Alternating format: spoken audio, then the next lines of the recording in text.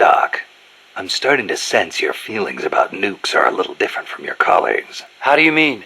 Your little chat with Coldman back there. I told you my father worked on the Manhattan Project, right? You're familiar with it? The basics, yeah. It was the project that kicked off the nuclear age. That's right. Some of the finest minds of the 20th century, including multiple Nobel Prize winners, worked on it. They spent over $2 billion, and that's in 1940s money. It culminated in the successful nuclear test at Alamogordo on July 16, 1945. And the first use in combat a few weeks later. Doc? I can't walk. What? My spine isn't shaped like everybody else's. I can't move my lower body, so I've never taken a single step, not since I was born. What's that got to do with your dad being in the Manhattan Project? As a result of his research, my father was exposed to high doses of radiation. It can't be a coincidence that my chromosomes are messed up. That's why I didn't want for these nukes to be another sword of Damocles. I wanted to give them a real purpose, to be a deterrent against war. Doc. And Coldman, we have to stop him, whatever it takes.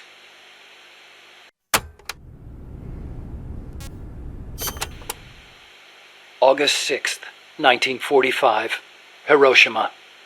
August 9, Nagasaki. The atom bomb attacks on Japan. My father was married to his work. I don't have a single memory of going places or doing stuff with him on weekends.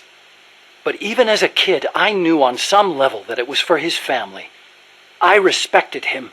My mother used to tell me all the time, "Your father is a brilliant scientist. He saved countless American boys from death. You should be proud of him." Yeah. You could say the war ended because of those bombs. When I was in the 5th grade, a Japanese student transferred to our class. She showed me photos of Hiroshima after the bomb. I couldn't believe my eyes. A city of over 350,000 people reduced to a scorch mark on the ground by a single atomic bomb. Houses blown off their foundations, burned to ashes. The only things left standing were the skeletons of steel-framed buildings. And it wasn't just the buildings. Blackened corpses on the side of the road. Survivors covered head to toe in severe burns. Within a few months, over 70,000 had died in Nagasaki, twice that in Hiroshima. For years after that, I couldn't talk to my father. Couldn't even stand to look at his face. I know how you feel, Doc. But your father's your father. If he hadn't worked on that project, my body wouldn't be like this. I could be researching something else. I could have lived a normal life.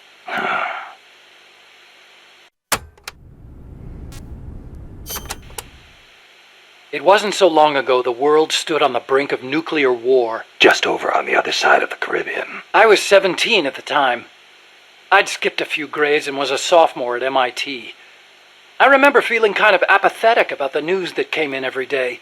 It seemed clear to me that as long as they had a grasp of the concept of nuclear deterrence, there was nothing to fear. Either that, or they were fanning that fear on purpose. As a way to secure a bigger defense budget? I can see that. But if that was their plan, it kind of backfired. Because it ushered in the era of détente between East and West. Coldman's really gonna do it this time. Once the nuclear genie is out of the bottle, the yoke of deterrence is going to be meaningless. People will die. Cities will burn. We have to stop him now before it's too late to turn back.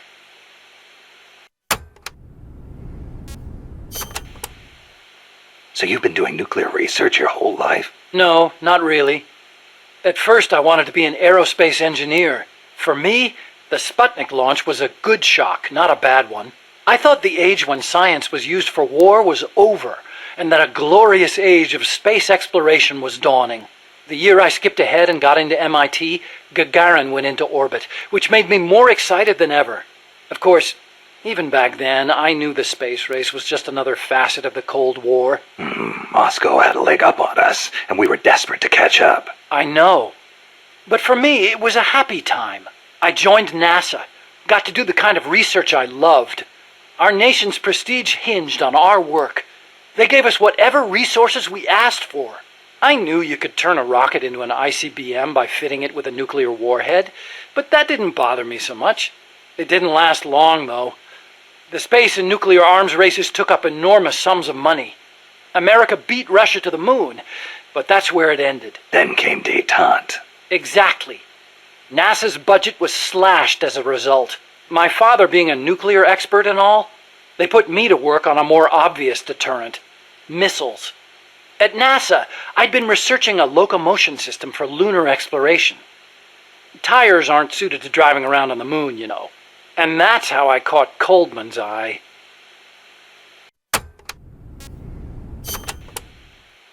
The aim of the Peacewalker project is to achieve robust nuclear deterrence across Central America by deploying a new nuclear weapon system along the Caribbean coast. Peacewalker is also the name of the system itself. A nuclear weapon named Peace. I can just see the look on Kaz's face. So why exactly does this new system need legs in the first place? Because it's a walker, an unmanned weapon moving under its own power and capable of launching a deterrent strike from anywhere. That's the whole idea behind Peacewalker.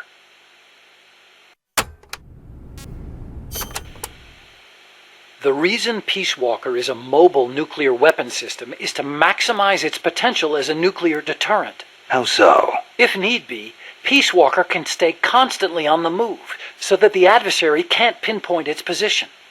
That allows it to avoid preemptive enemy strikes. So you're saying it keeps the retaliation card in play? Coldman likes to brag about it in this way. Like a land-based version of an SSBN. And there's another reason for them to be mobile. Peacewalker also has a self-destruct function.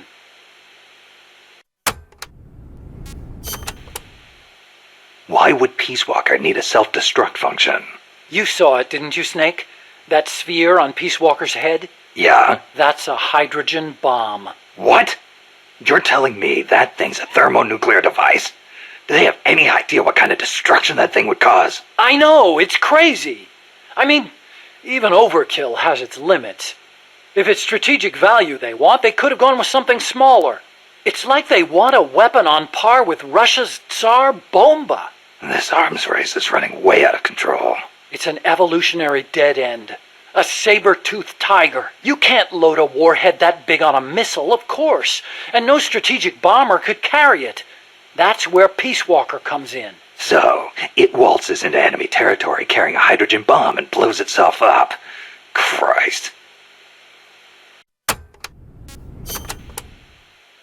The biggest nuclear warhead ever actually detonated was the Soviet RDS-220, nicknamed Sar Bomba. It had an estimated yield of 57 megatons, 10 times as much power as all the explosives used throughout World War II. The test took place on October 30, 1961, above Novaya Zemlya. The explosion is believed to have created a fireball over 2 miles in diameter. Can you believe that? Like a miniature sun. The explosion was seen as far off as Finland, 600 miles away, and some people even reported windows shattering. The shock wave traveled 3 times around the Earth. 3 times? Peacewalker is armed with a massive hydrogen bomb, even more destructive than Sar Bomba. It can sneak into enemy territory, lie low, and in the event of an enemy nuclear strike, detonate itself in retaliation. And the locomotion system that lets it do that? My research. Snake, those legs were supposed to make my dream come true. Now they're about to jump the fence of nuclear deterrence. You have to stop them. I'll apply all my energy into developing weapons and equipment to help you do it. Sounds like a deal.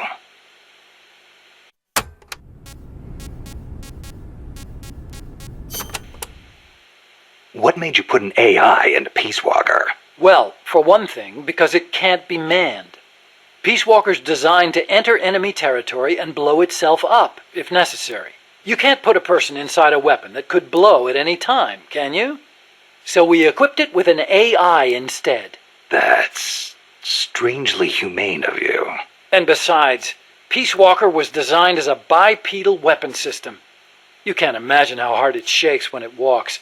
It'd turn a man into mush. Plus, when launching a nuclear missile, it has to perform ballistic calculations in real time. See? Because it's always moving. Hold on. If that's all it does, then a high-performance computer ought to do the job. It doesn't need intelligence. That's a very good point, Snake. Which brings me to the real reason.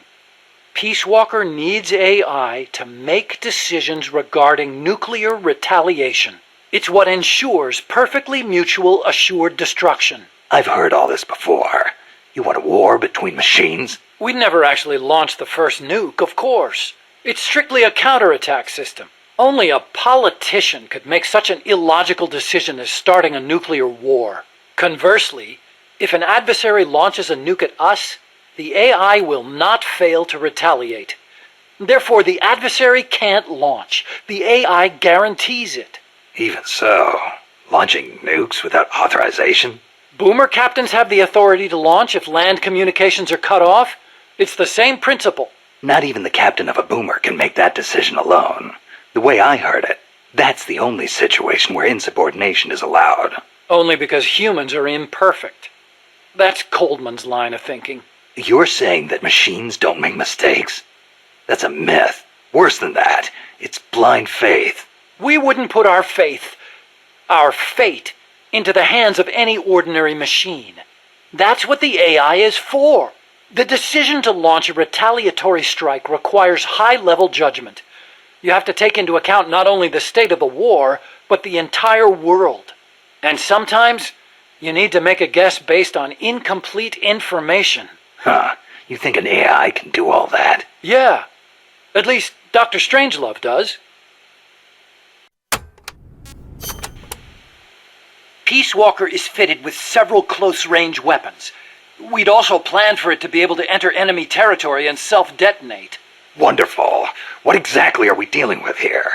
Well, the flamethrowers for one thing. One in the front and one in the rear. Then there are the S-mines. They're like cluster bombs. It scatters them from its leg hatches. If you see those open, you better clear out quickly. And finally, the rockets.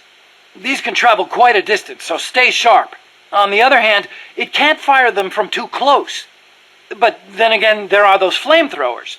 It can also use its legs as weapons against any infantry on the ground. Ouch. But remember, Peacewalker technically isn't complete. With just the reptile pod, it can only perform relatively simple maneuvers. They've got certain quirks, too. What's more, look carefully and you should be able to predict which attack is coming next.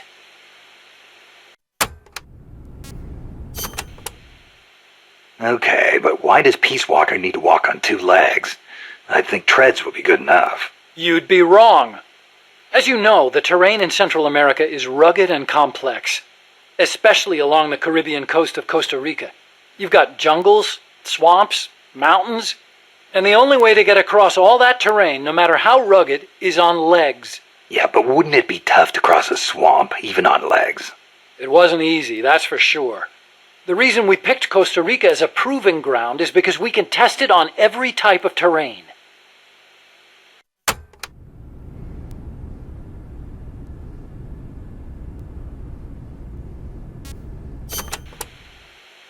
This Peacewalker project the CIA's talking about. You believed in it, huh? Yeah, I believed. Actually, maybe I just wanted to believe. What do you mean? Here's how Coldman explained it. Peacewalkers, a weapon for peace. One to ensure true nuclear deterrence. It'd be the anchor to bring stability to Central America. He told me, the nuclear weapon system you've built will never be used. It will forever stand vigil as an icon of peace. And to achieve that, he needed my bipedal locomotion technology.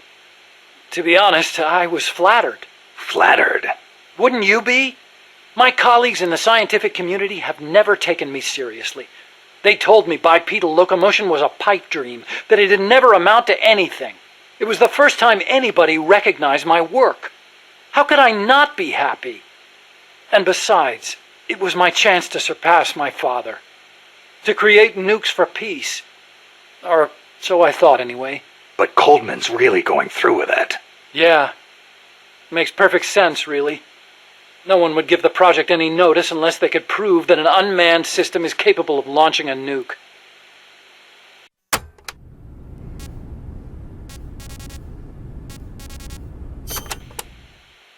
Why is Coldman going to launch a nuke?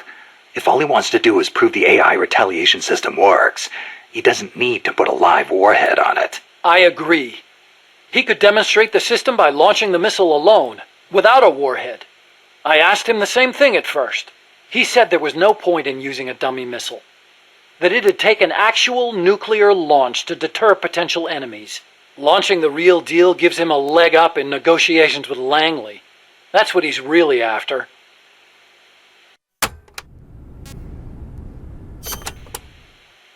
I based the bipedal locomotion technology used in Peacewalker on Soviet research. Actually, I'll be honest with you. I stole most of the basic ideas behind it. Soviet? Bipedal? You mean Granin? You know him? Yeah. I met him at his lab in Russia. He helped me out a little bit. You met him? What were you? He was head of the Granin Design Bureau, creator of countless Soviet weapons. I'd hit a wall in my research at the time. Granin's ideas solved nearly all my problems. There's nothing unusual about using somebody else's work to further your own research, is there? As long as you cite it, yeah. But I wasn't in a position to do that. His research was classified at the highest level. Soviet research, no less. So, you used it without telling anybody? I wanted to show up my colleagues for once. The ones who never took me seriously. But you reap what you sow. Coldman seized on that vulnerability. Told me if I quit the project, he'd expose my larceny. He had you by the balls, Doc.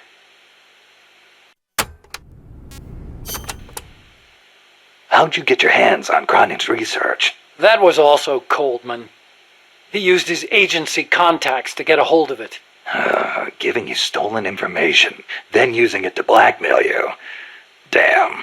I knew it was Granin's work the minute I saw it. See, I'd been corresponding with him for a while. Corresponding? Letters. Between scientists doing the same kind of research. He always complained that nobody understood his ideas on bipedal locomotion. Ah, so you're the American friend he was talking about. Obviously, he didn't write a word about the technology in his letters. Except for one time. If by chance anything should happen to me, I entrust my research to you. Better that than handing it over to these ignorant so-called scientists. Sounds like him, all right. Then one day, his papers actually came. It wasn't hard for me to imagine what had happened to him. I felt it was my duty to carry on his work after him. And also... What? I thought maybe combining his technology with mine could be a way to bring East and West together. Like the docking of Apollo and Soyuz. It'll never make the history books. And it's still not a reason to plagiarize. You're right. You're absolutely right. I never had the courage to tell the truth, that's all. I always looked for excuses to cover it up. Until now. Huh? You told me everything. You're no longer a coward.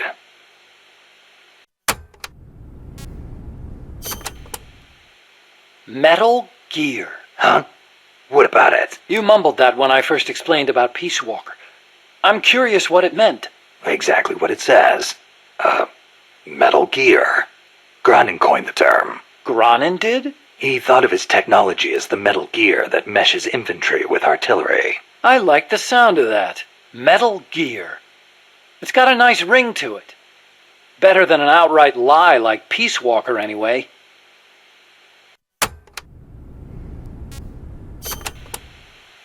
Those papers the CIA gave you, was there any data on the Shagohod in there? Shagohod? A nuclear tank that launches IRBMs. It competed against Granin's system for approval. Oh, the thing with the rocket. Designed by a guy named Sokolov, right? What's so funny? No, I was just remembering some of the commentary Granin added to the Shagohod papers. You should have seen the way he badmouthed it. It was too conservative, too ugly. I can imagine. He was so angry when he wrote that, he smeared up the ink. And you know how shoddy the paper is over there to begin with. I'll bet. That's Granin, all right. Imagine accelerating the launcher itself to 300 miles an hour to extend the range of an IRBM.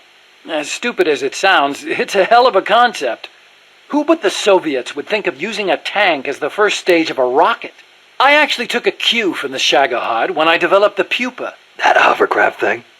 You stole that one too? Give me a little credit. I only borrowed the concept. The technology is original. As it turned out, hover technology wasn't enough to handle all the terrain in Central America. It relied too much on brute force. But the Shagohod was a major threat. That thing could corner like you wouldn't believe. Built pretty tough, too. You sure know a lot about it. It almost did me in. I couldn't forget it if I tried. Did you in? So you were the one who took it down. Wow! You really are amazing. I didn't do it alone. No, seriously, thank you.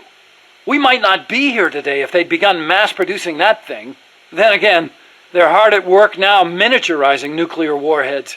Pretty soon they won't even need an accelerated launcher like the Shagohod. Great. That means they're that much closer to being able to launch from anywhere in the world.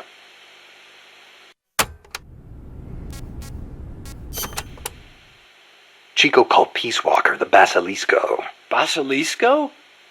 Oh, right, Spanish. That's funny. I once used the codename Basilisk for the Peacewalker platform myself. What for? The class of lizards called basilisks can walk atop any type of terrain. In a pinch, they can even stand up on two legs and run across water. Perfect name for a system that can walk anywhere in Central America, right?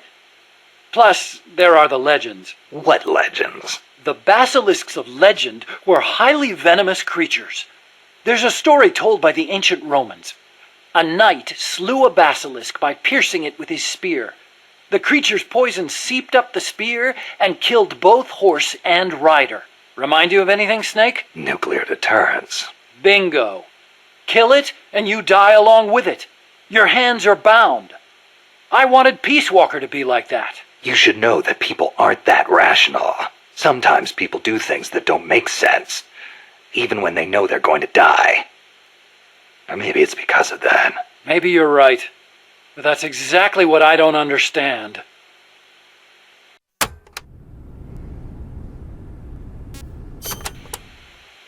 So this Dr. Strangelove was at NASA? Yeah, well, actually, Strangelove left for DARPA not long after I joined. And then the two of you ended up back together doing research in Costa Rica.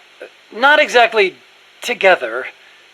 We coordinated on a few things, but the research projects themselves were separate from each other. We had it worked out so that Dr. Strangelove handled the mammal pod, Peacewalker's cerebrum, while I did the rest. That letter, something to do with your research? Huh?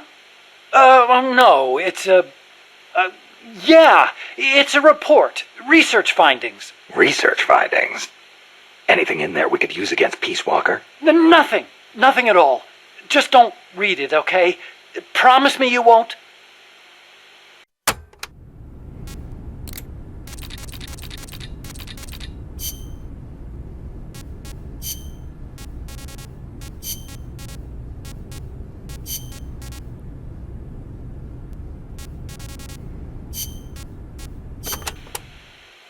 Let's speak in hypotheticals for a minute.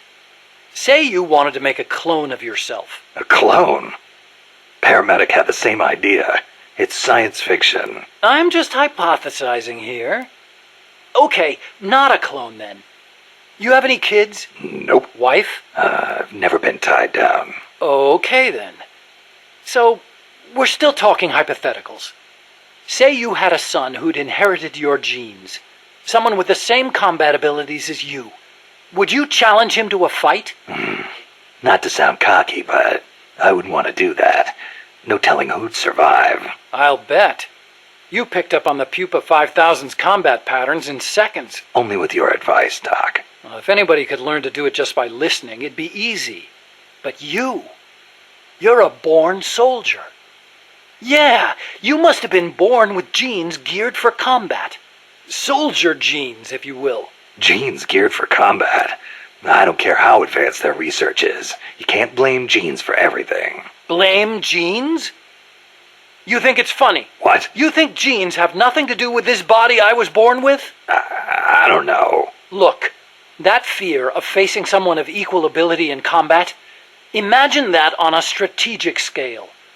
That's the concept of nuclear deterrence. The idea is, when all sides are armed with the destructive power of nuclear weapons, they'll avoid nuclear war in order to prevent mutual annihilation. Doesn't sound all that sophisticated to me. Exactly. It's so simple in principle.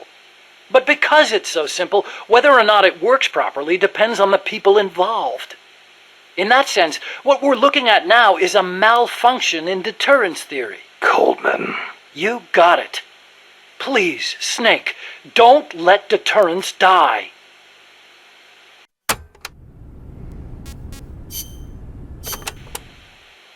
Hey, Doc, what was that you were smoking in the lab?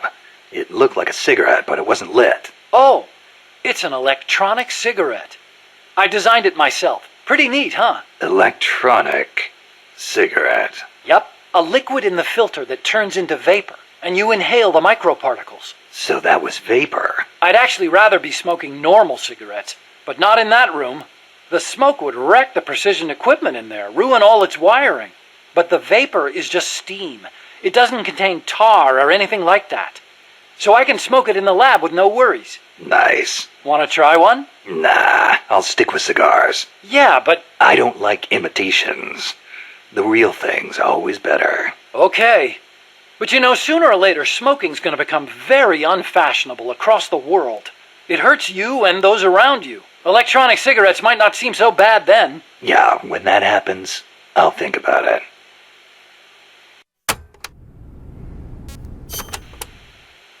You said your dad was involved in the Manhattan Project, right? Yeah? And you think that's why you can't walk? I don't know. Actually, you know, probably not. So far, nobody's found evidence that exposure to radiation in parents causes genetic defects in children, except for those exposed in the womb. Epidemiologically speaking, anyway. That's the conclusion of the Atomic Bomb Casualty Commission. Right. The ABCC commenced its study immediately after the war, and it's still ongoing. Even now, 30 years later. The effects of radiation exposure last a long time. I'm guessing it'll be another 10 years before we get a real verdict on whether it affects genes. Granted, it's the most massive study anybody's ever done. But that's really all it is, a study. The ABCC brought in bomb victims and ran tests on them, but they didn't treat them. Really? Them too, huh? At any rate, that's what my father made me believe when I was growing up. Maybe it was tough for your dad to explain. Ever think of that? Yeah, maybe. But this is my problem now, Snake. I have to face the nukes head on, whether I like it or not. My creations are being used for the wrong purposes. The onus is on me to stop it somehow. Help me, Snake.